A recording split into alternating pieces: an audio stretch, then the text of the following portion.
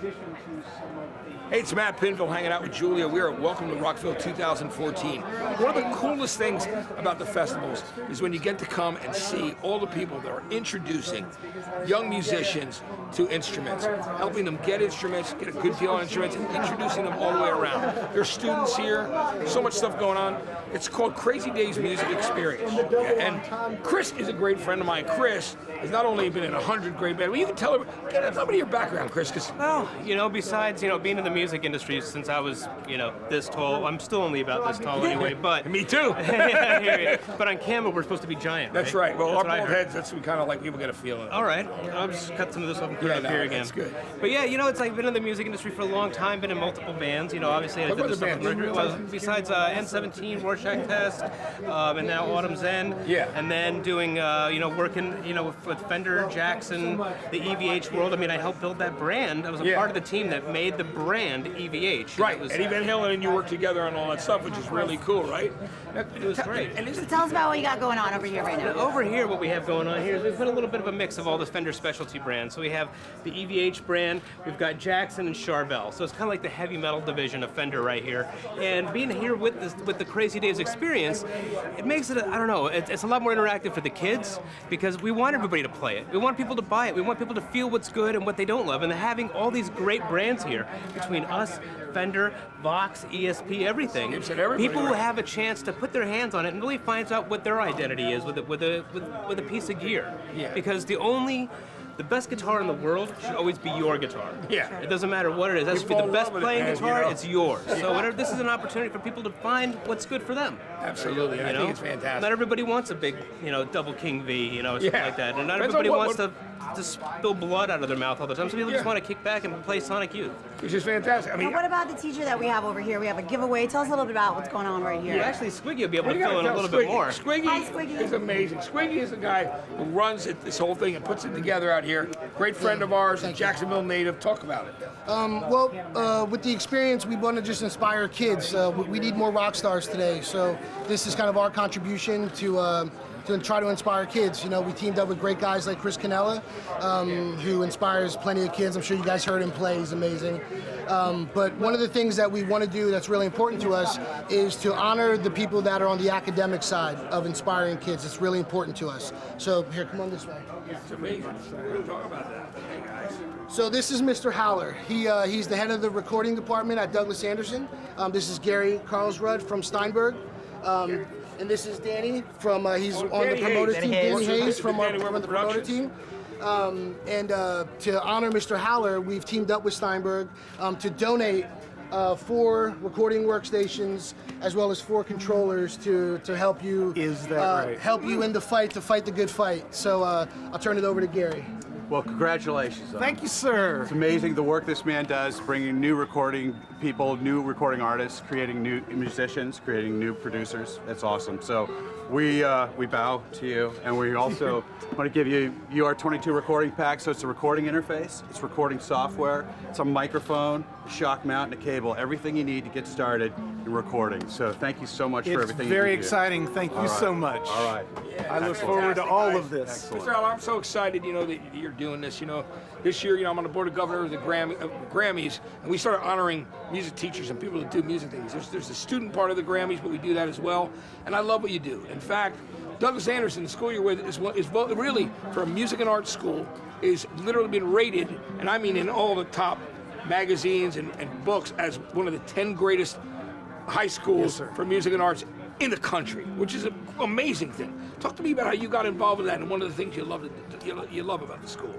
I've been at Douglas Anderson for 36 years now. Wow. It was a 7th grade center, became a high school. I stayed on there, was very fortunate, was a band director for Douglas Anderson for 26 years. Yeah. 11 years ago, they decided to add a new addition, and I have to give kudos to my principal for taking on a recording studio, a completely new facility, patch bass coming in from all of these rooms. We assembled it, it was installed, and now we have this amazing studio for these kids to be fortunate enough to work on all of these. To learn and different have the softwares. access to that stuff at this age, which is so fantastic. And we talk about musicians, how important a school like that is. You got members of Limp Bizkit, Yellow Card, Enron Jumpsuit Apparatus, all from Jacksonville.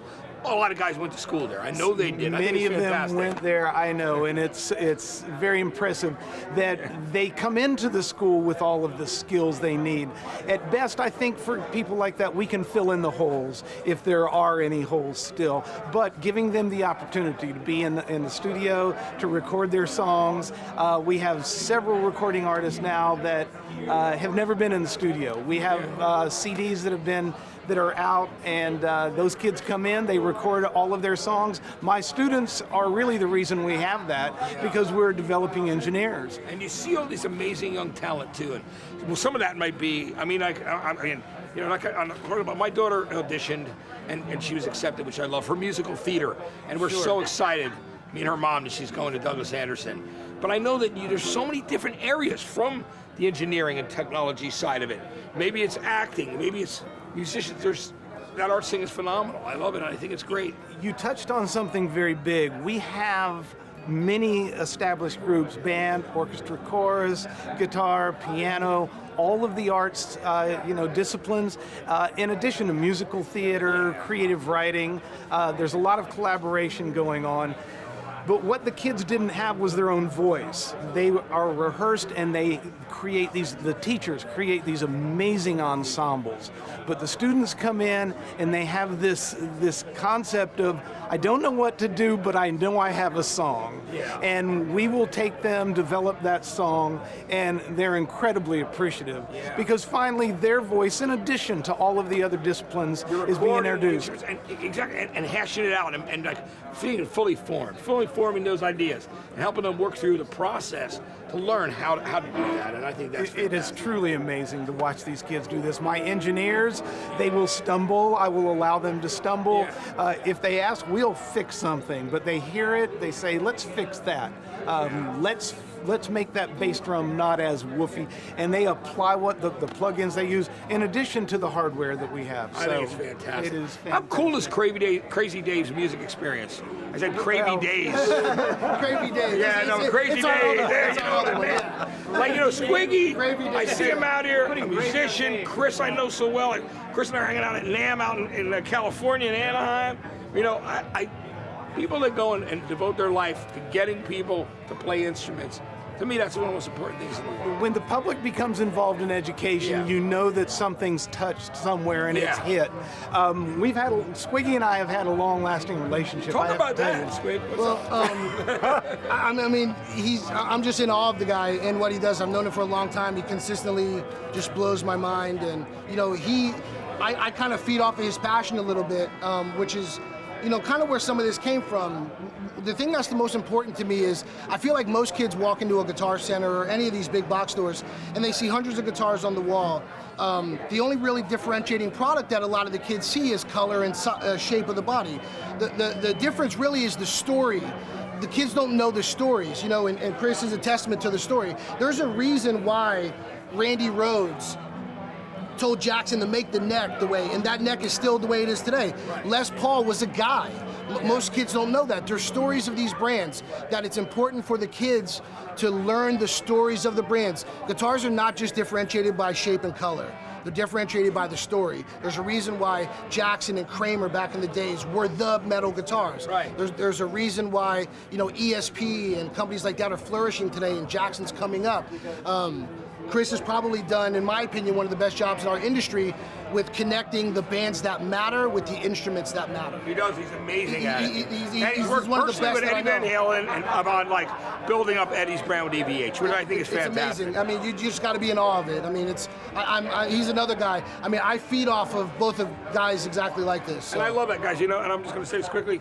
I did one of Les's last TV interviews, a half-hour interview with Les Paul when he's 92. He was as sharp as a tack. He had a great sense of humor. He was such a brilliant guy. And I love his story about how, like, you know, trying to create that guitar with the wood from a railroad track, and also Bing Crosby trying to get him out. He's not, no, I'm working, I'm inventing. Like, Bing Crosby wanted to come out and have him play with him. He was in the basement creating so many things, working on the technology, multi-track. And the whole thing, which that was amazing. And I love Les. It was such an honor to spend that much time with Les Paul. You know, me and James Hetfield from Metallica, and Jason Newsted, when he was still in the band, we went to see Les play on one of his, like, jazz nights at the Iroquois, you know what I mean, and hung out all night with him. And he was having local teachers from Jersey that were cool come up and jam. Like, he was just like, everybody's involved. I mean, love the instrument, love the opportunity. One of the things why I think that you're so important in today for a lot of kids is because you do have a lot of the stories that are surrounded with why the rock stars are who they are today. You know, we talked about Damon, who started out, you know, in a band that you found when he was 15, and now you're partners with him. And now you're partners with him. We have TV in this. So there's stories that have to be told because they're inspiring stories. People have to know that there are more jobs in this industry than just playing on the stage. If you guys can just turn on this guy right here, his name's Chris Condon. He's a photographer in our industry. So I mean, great. you don't have to just be on stage. There's so many different ways to be involved. To be involved in our industry. And engross yourself in your love of music. And be inspired. And that's what it's about. Chris has pictures that inspire kids, and inspiration can come from anywhere. And that's what we're trying to show. Whether it's recording, keyboards, guitars, vocals, that doesn't matter. So many places you can find a home for yourself in it if you love it, you know, and that's what it's really. I have to interject on one main thing. People out there say all the time that what do you need schools and education for kids for when you have YouTube? Guess what? YouTube doesn't teach you how to feel a guitar. All right? YouTube doesn't teach you how to learn sonically about how music really works. It doesn't teach you how to interact with other people.